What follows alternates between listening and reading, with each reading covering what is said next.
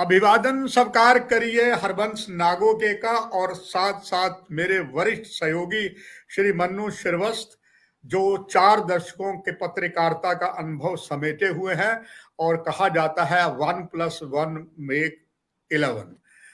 पुराने मेरे साथी हैं, उम्र में चाहे मुझसे थोड़े छोटे हैं मगर पत्रकारिता में मुझसे बड़े हैं। 4 दशकों का उनका एक्सपीरियंस है, मेरा उनसे कम है। और मनु श्रीवास्तव जी, आपका बहुत बहुत धन्यवाद। और मुझे पूरी उम्मीद है जिस तरह आपने कुछ राष्ट्रीय चैनलों में अपने अनुभव दिया है वो 100% सही निकला है। चूंकि ये बात आपसे वैसे ही जुड़ी है मनु श्रीवास्तव जी, जैसे अब तो डाकिये कम है मगर पहले डाकिये बहुत ज्यादा थे, गांव गांव जाते थे। और डाकिये के लिए कहा जाता था कि वो डाकिया जो है मजबून देखकर लिफाफे का भाप जाता है, इसमें खुशखबरी है या कुछ और है। आपका असीम अनुभव है और पत्रकारिता के लिए उसका धर्म जो है चौथे प्रहरी का निभाता है। आपका स्वागत करते हुए ये जानना चाहूंगा मनु श्रीवास्तव जी, असीम अनुभव में से कभी मीडिया को कुछ अनुभव बांटे। पहले चरण का चुनाव हो गया, दूसरे और तीसरे चरण का चुनाव पूरे यौवन पर है।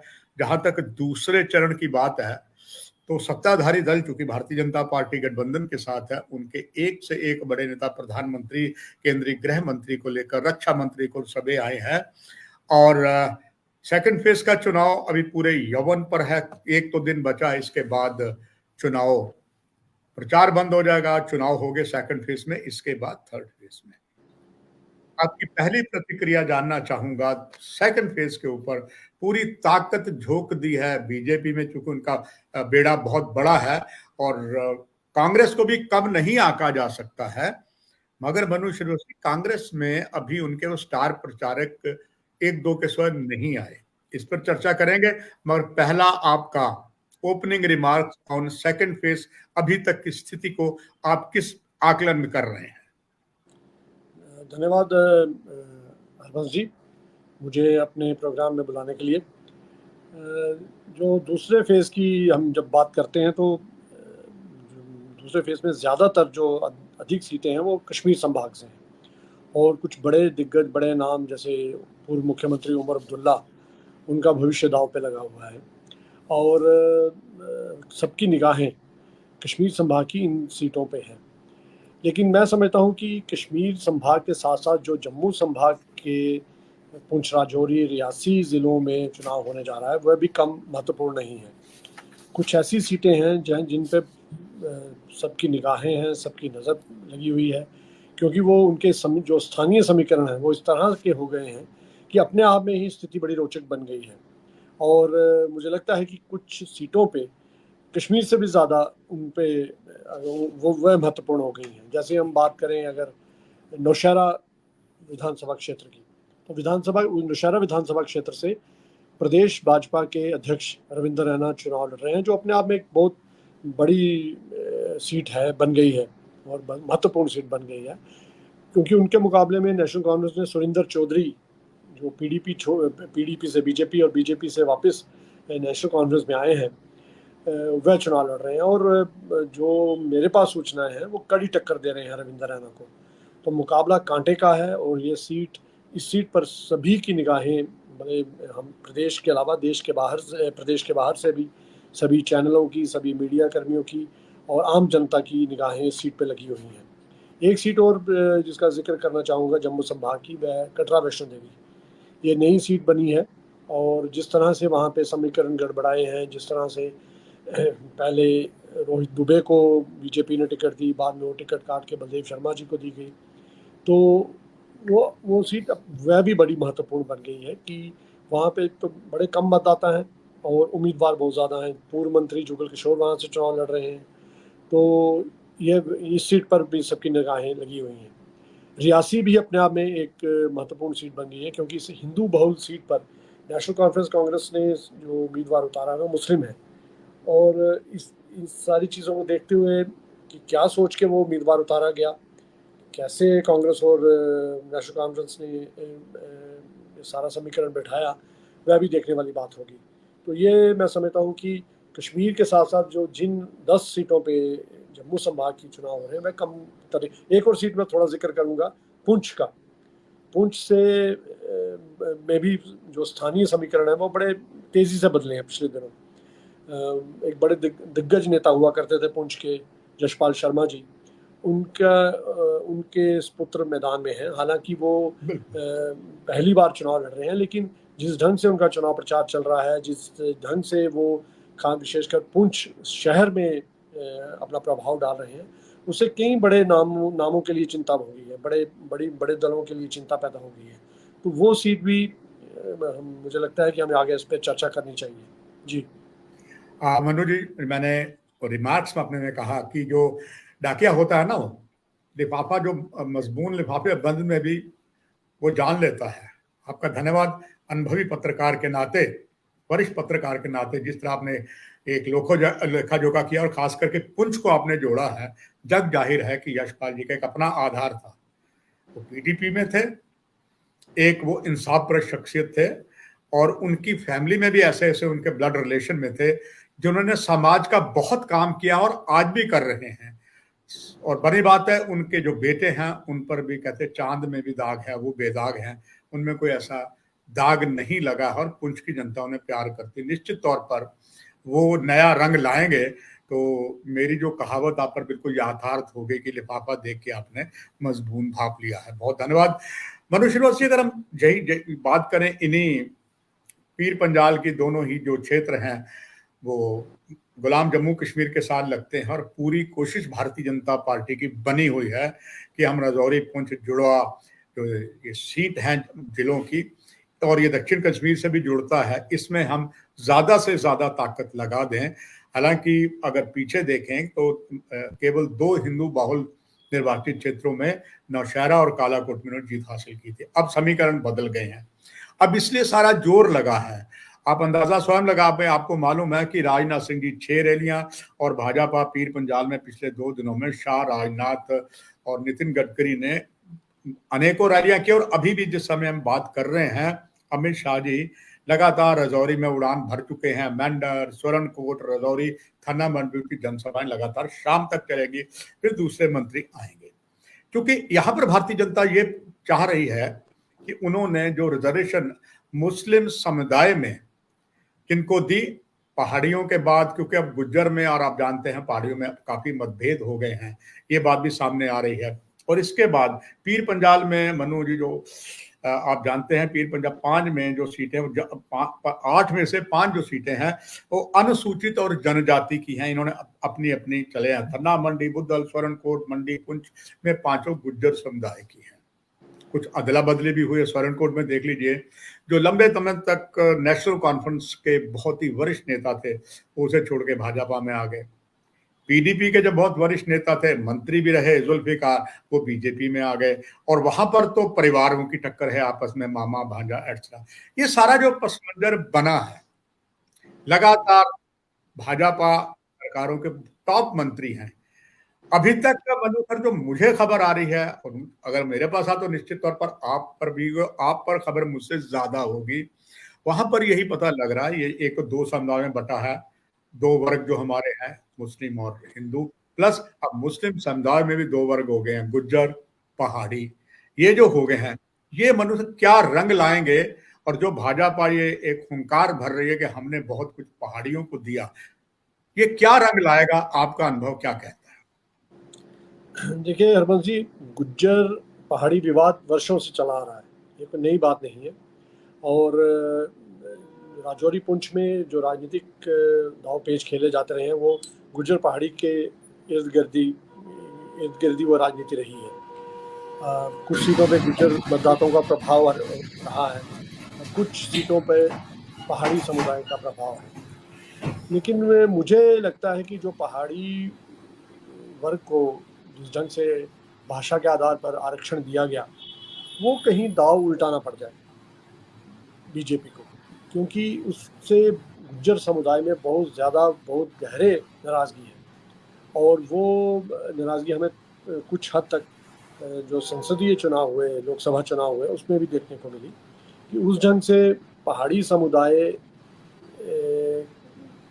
के पक्ष में या पहाड़ी जो आरक्षण दिया गया, उसे लेके कोई समर्थन इतना ज़्यादा बीजेपी को, हालांकि बीजेपी चुनाव में नहीं थी, लेकिन बीजेपी ने अपनी पार्टी को समर्थन दिया था, वैसा वो मिल नहीं सका समर्थन। और कई जो ऐसी कॉन्स्टिट्यूंसीज थी जो पुंछ राजौरी की, वहाँ पे नेशनल कॉन्फ्रेंस ने लीड किया, जो कि गुज्जर समुदाय से बिलोंग करते थे उम्मीदवार, चौधरी अल्ताफ। तो नौशहरा में नेशनल कॉन्फ्रेंस ने लीड किया, मेंढर में लीड किया। तो ये चीज़ें दर्शाती हैं कि वो कहीं दाव उल्टा ना पड़ जाए, क्योंकि गुज्जर समुदाय में बहुत ज़्यादा नाराज़गी है। वो देखने वाली बात होगी, क्योंकि ये पहला विधानसभा चुनाव है, 10 वर्षों के बाद होने जा रहा है। तो कई चीज़ें, कई समीकरण नए हैं, कुछ कॉन्स्टिट्यूंसीज़ को तोड़ा गया है, नए इलाके जोड़े गए हैं। तो ये सारी चीज़ें पहली बार सामने आ रही हैं। तो मुझे लगता है, कहीं ना कहीं मुझे तो लगता है कि ये दाव उल्टा पड़ेगा, और गुज्जर वर्सेस जो पहाड़ी लंबे समय से चलता आ रहा है, उसका असर इस चुनाव में ज़रूर देखने को मिलेगा। और वो नतीजों पे, वो परिणामों पे ज़रूर गहरे असर डालेगा।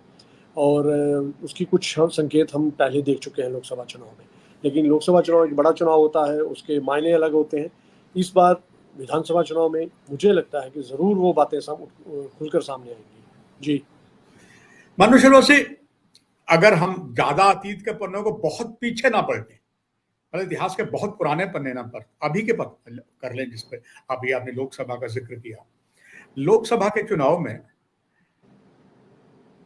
सभी जानते हैं जम्मू कश्मीर में 5 लोकसभा की सीटें रह गई है, 2 जम्मू डिवीजन में, 3 कश्मीर घाटी में। और उसमें जो रजौरी पुंछ की सीट है, पहले जम्मू कश्मीर में से रजौरी पुंछ कहलाती थी, अब ये अनंतनाग और रजौरी पुंछ सीट कहलाती है। कश्मीर की घाटी की बाकी 2 सीटें, 3 सीटें बची थी। पिछले चुनाव लोकसभा में भारतीय जनता पार्टी ने इस मैदान ही छोड़ दिया, और तब एक तकिया कलाम बन गया था, एक प्रचलित शब्द हो गया था, भारतीय जनता पार्टी रणछोड़दास पार्टी बन गई है। तीनों जगहों पर उन्होंने अपने उम्मीदवार नहीं उतारे, किसी डर, भय या कुछ नीति से, मगर वो उभर कर तो ये बात सामने आ गई कि अगर उस समय जो मनु श्रीवास्तव की बात चली थी कि भाजपा के पास एक ऐसा उम्मीदवार था जो इसी क्षेत्र का था, ब्यूरोक्रेट है, वो दोनों ही समुदाय में आम कहा जा था उसका प्रभुत्व है, क्योंकि उसने काम अच्छे किए हैं, तैयारी भी हो गई थी, और ये भी दावा था अगर उनको भेजते तो वो सीट शायद संभवतः वही जीत सकते थे, ना तो पीडीपी ने अपना उम्मीदवार वही खड़ा करना था, ना नेशनल कॉन्फ्रेंस ने, मगर ऐसा नहीं हुआ। अब भारतीय जनता पार्टी ने, मनु श्रीवास्तव आप खुद जानते, चाहे वो जुल्फकार है या दूसरे हैं, इन्होंने दूसरी पार्टियों से उतर कर भाजपा में आए हैं, यानी कि पैराशूट से आए, आते ही टिकट मिल गई। इसका भी वहां बहुत सारा गुस्सा है। और दूसरा गुस्सा मनु श्रीवास्तव, जैसे आपने भी कहा और इस बात को आप भी देख रहे हैं, वहां अंदर अंदर में विरोध बहुत चल रहा है। आपका अनुभव लेना चाहूंगा, इतनी मेहनत जो भाजपा के मोदी का जादू चलाने के लिए किया है, क्या आप देखते हैं उसका कुछ लाभ होगा अनुभव के आधार पर? जी बिल्कुल हरबंस जी, मुझे नहीं लगता कि जो दाव पहाड़ियों को आरक्षण देके खेला बीजेपी ने, उसका कहीं राजनीतिक रूप से बीजेपी को लाभ होता दिख रहा है।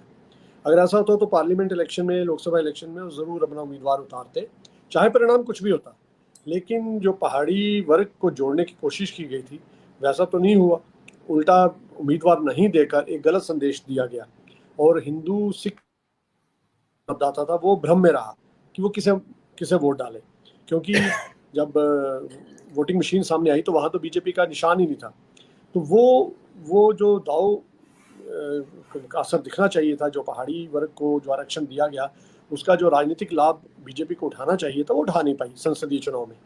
अब जो ये दूसरा बड़ा इम्तिहान है संसद चुनाव के बाद, तो इसमें देखने वाली बात होगी कि क्या बीजेपी वो राजनीतिक लाभ उसे मिल पाता है जो पहाड़ी वर्ग को आरक्षण देने का मुद्दा है। क्योंकि कहीं ना कहीं गुज्जर समुदाय को ये लगता है कि वो उनके हिस्से का आरक्षण दिया गया है। हालांकि बीजेपी लगातार ये कोई बदलाने की, समझाने की कोशिश कर रही है कि गुज्जर समुदाय का जो आरक्षण था वो यूं का तू है और इंटैक्ट है, उसको, उसमें कोई छेड़खानी नहीं की गई। लेकिन कहीं ना कहीं ज़मीनी स्तर पर यह संदेश चला गया है कि गुज्जर समुदाय का जो आरक्षण था, जो 1995 से चला आ रहा है, और जिसे लेके बड़े आंदोलन हुए थे, तो उसके हिस्से का जो आरक्षण है, उसके हिस्से की जो नौकरियां हैं, वो पहाड़ी समुदाय को पास जा रही हैं। अब इस सारे जो मैसेज को, इस सारे संदेश को कैसे बीजेपी इसके साथ निपट पाती है, ये देखने वाली बात होगी जब 8 तारीख को परिणाम सामने आएंगे। लेकिन जो संदेश, जो संकेत मिल रहे हैं, उनसे मुझे लगता है कि ये दांव उल्टा पड़ने जा रहा है, क्योंकि हर सीट का, हर विधानसभा क्षेत्र का अपना एक समीकरण है, स्थानीय समीकरण है, और कहीं ना कहीं ये हिंदू और सिख समुदाय में भी कुछ संकेत गलत गए हैं कि ये आरक्षण जो मिला है वो सिर्फ मुस्लिम पहाड़ी वर्ग को मिला है। तो वो कितना कामयाब बीजेपी होती है लोगों को समझा पाने में, ये देखने वाली बात होगी। जी मनु सर, इसी दूसरे चरण का जो चुनाव यौवन पर है, जम्मू का तो आपने बहुत शानदार सारा ब्यौरा कर दिया, और मुझे एक मैसेज भी मेरे सामने आ गया, शायद इसमें डाल नहीं पाए, तो उन्होंने लिखा है मेरे ही उसमें व्हाट्सएप पे, well done, keep it up. तो एक ने और भी लिखा है कि द बोथ सीनियर जर्नलिस्ट, खैर सीनियर जर्नलिस्ट और मेरे से ज्यादा मनु जी हैं, दोनों कर रहे हैं, तो मतलब लोग इस बात से संतुष्ट हैं जो मनु श्रीवास्तव कर रहे हैं। अब हम जम्मू का तो आपने बहुत शानदार ब्यौरा खाका दिखा दिया।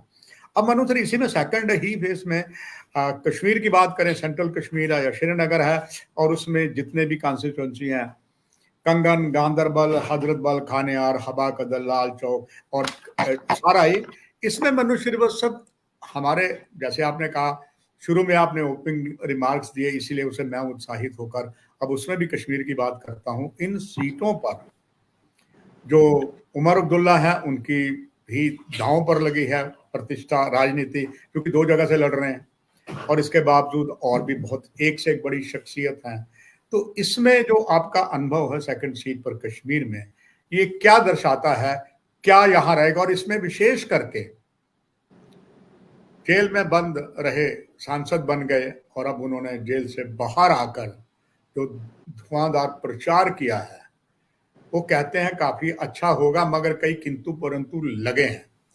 उसको अपने राजनीतिक पत्रकारिता के अनुभव से जरा पारदर्शिता कर दिए, साफ साफ कर दीजिए दर्शकों के लिए। देखिए, जो पहले फेज में हमने देखा और जिस तरह के रिपोर्ट्स कश्मीर से आ रही हैं, ये शोर ज़्यादा है। इंजीनियर राशिद और कुछ जो निर्दलीय चुनाव लड़ रहे हैं, उनका शोर ज़्यादा है, और सुर्खियां बटोरने में तो माहिर रहे हैं इंजीनियर राशिद, ये आप मेरे से ज़्यादा जानते हैं। विधानसभा में किस ढंग से, जब 2014 की विधानसभा थी, तो किस ढंग से उनकी कहा सुनी हुआ करती थी, नोक-झोंक हुआ करती थी, विशेषकर रविंद्र राणा जी के साथ। तो ये जग जाहिर है, और वो उसमें उनका कोई सानी नहीं है कि जिस ढंग से वो मीडिया कवरेज हासिल कर लेते हैं। तो ये ज़रूर है कि मीडिया में वो छाए हुए हैं, बड़ा सारा नेशनल चैनल्स भी उनको बड़े महत्व दे रहे हैं, बड़ा ज़ोर शोर से उठाया जा रहा है कि वो बड़ी शक्ति हैं। लेकिन जो, अगर हम व्यवहारिक रूप से बात करें हरबंस जी, तो ये मुझे नहीं लगता कि कश्मीर की जो 47 सीटें हैं उन पे उनका कोई असर है। ना तो उनके पास उतना संगठन है, ना उनके पास वैसे कार्यकर्ता हैं। ठीक है, कुछ उत्तरी कश्मीर में की कुछ सीटों पे उनका असर दिखाई दे रहा है, लेकिन फिर भी मैं ये कहूँगा कि ज़्यादा से ज़्यादा 2 से 3 सीटों पे उनका असर दिखाई दे रहा है। वहाँ पे वो नेशनल कॉन्फ्रेंस या अन्य किसी दल को डैमेज पहुँचा सकते हैं। लेकिन अगर कुल मिला के देखें तो बहुत ज़्यादा इंजीनियर राशिद का मैं असर नहीं देखता हूँ ज़मीन पे। लेकिन कहीं ना कहीं नेशनल कॉन्फ्रेंस ने बहुत अच्छे ढंग से चुनाव लड़ा है और रिवाइव किया है अपने आप को। जो हमारे पास सूचनाएं आ रही हैं, आपके पास भी आ रही हैं, कि नेशनल कॉन्फ्रेंस ने डट कर मुकाबला किया है परिस्थितियों का, और कहीं गहरे कश्मीर में ये संदेश चला गया है कि यही एक बड़ा विकल्प है नेशनल कॉन्फ्रेंस। और बड़े शानदार ढंग से, बड़े अच्छे ढंग से, बड़ी गंभीरता के साथ उन्होंने उम्मीदवारों का चयन किया है।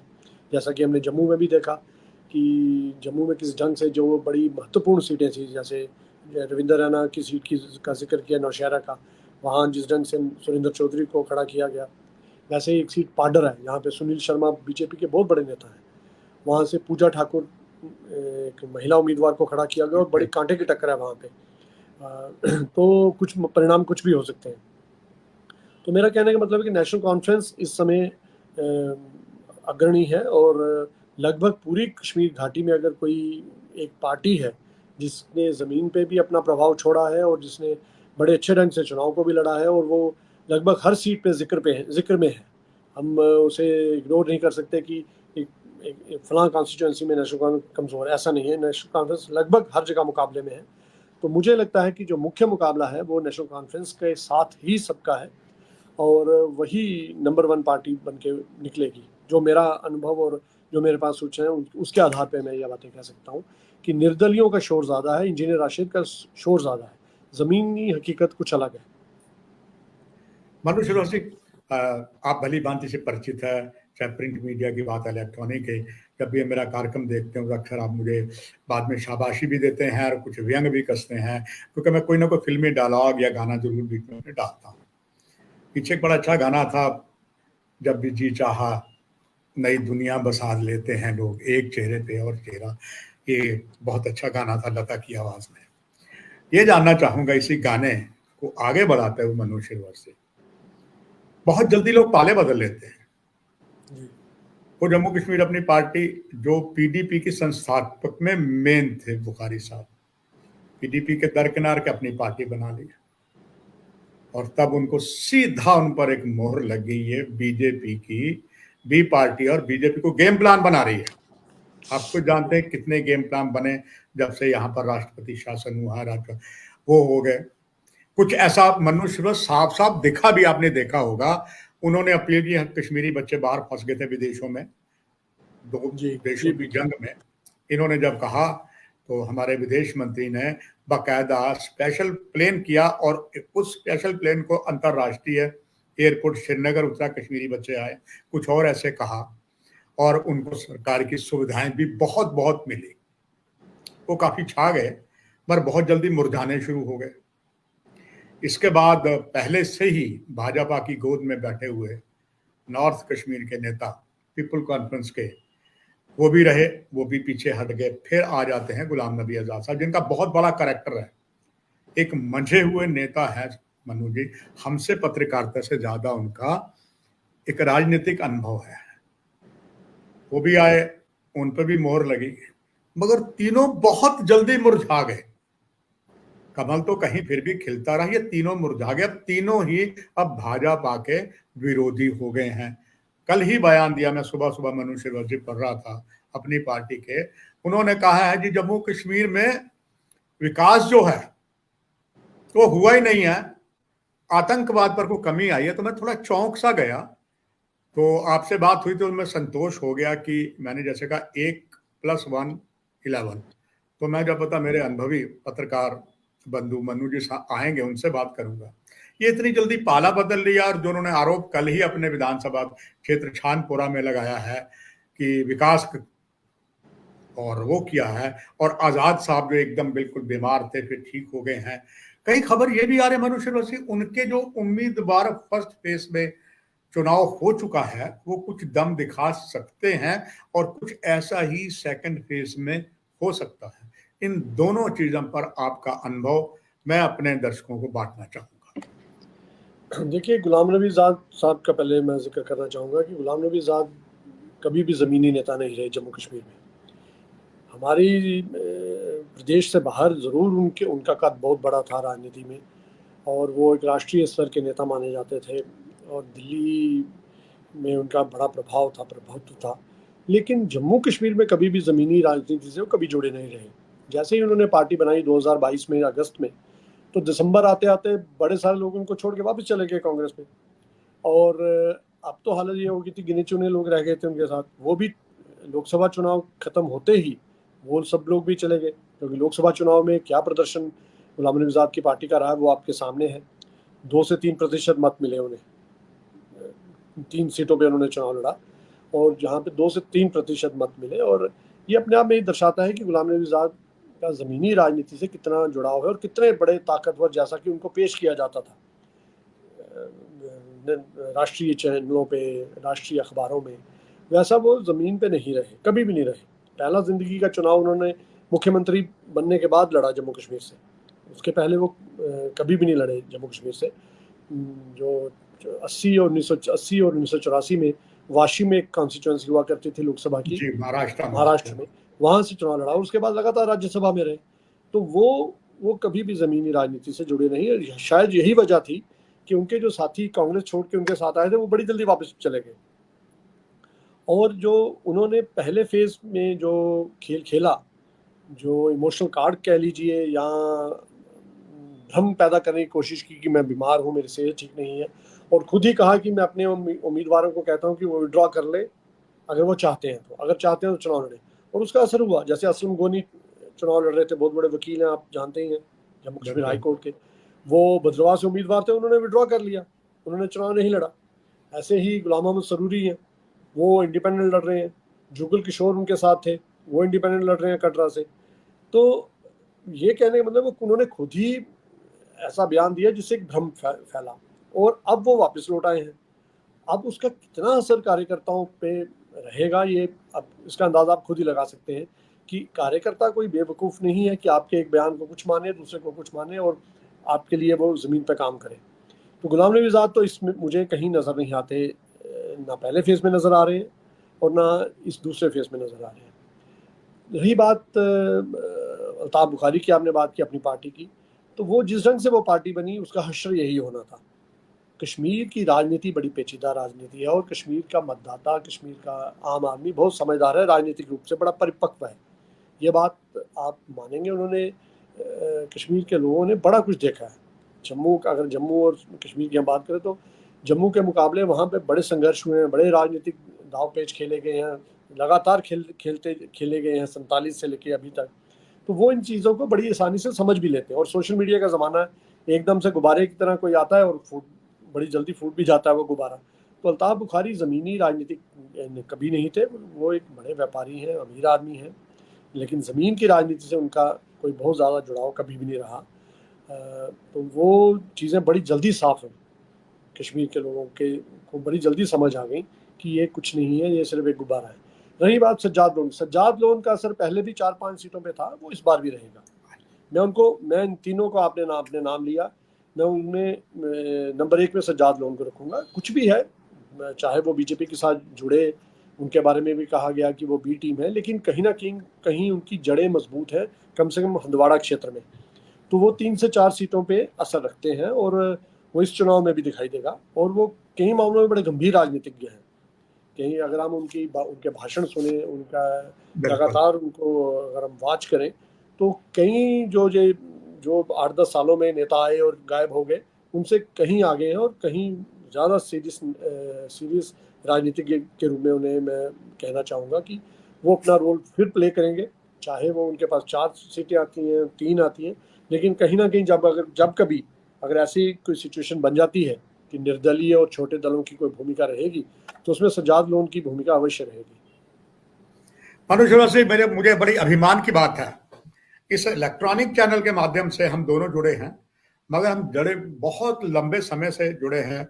मुझसे घटना हुई थी, उसमें जो आपने मुझे प्रोत्साहित किया, फिर जब डिफेंस कॉरस्पॉन्डेंट का कोर्स हमने इकट्ठे किया, आर्मी एयरफोर्स नेवी, हम रक्षा संवाददाता बने, और एक ही जगह कई बार होता था, तो जब हमने अलग अलग कमरा होता था, कई जगह होता रूम हमें शेयर करना पड़ता था, तब भी जो आपसे बातें होती थी। और इसके बाद आतंकवाद की बातें हुई, रक्षा मंत्रालय के जम्मू कश्मीर की बातें हुई, और इसमें से कई बातें हैं जो हमारी बंद कमरे में हुई थी। आज मुझे इस बात का फक्र है, वो बंद कमरे से आपस में हमारी जो बातें थी फ्रेंडशिप तौर पर, वो आज प्रजातंत्र के चौथे प्रहरी के इस चैनल में आ चुकी हैं, सब सुनेंगे, क्योंकि हर बात में आपका एक वजन है, दम है, और मेरे लिए अभिमान की बात है कि आपका साथ मुझे इस माध्यम से मिला। अब सेकंड फेज के बाद जो है मनु श्रीवास्तव जी, थर्ड फेज से पहले बहुत कुछ होना है, तो मेरा आपसे फिर यही निवेदन होगा,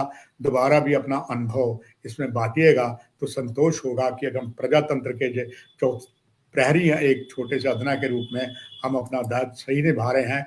यही आपसे मुझे आशा है, और मुझे उम्मीद है आप कभी भी दर्शकों को निराश नहीं करेंगे। मनु जी, आपका बहुत बहुत श्रीवास्तव धन्यवाद। दर्शकों, ये थे एक जानी मानी शख्सियत मनु श्रीवास्तव जी, अनुभव उन्होंने दिया, सभी के लिए लाभप्रद होगा। हमारे जो नए मीडिया के मित्र हैं, कुछ ऐसे मित्र हैं जो नेशनल चैनल छोड़कर अब इस सोशल मीडिया में आ गए हैं, उनके लिए भी ये आज का कार्यक्रम बहुत अच्छा लगेगा। सभी को धन्यवाद मनु श्रीवास्तव जी को मिलाकर। Thank you.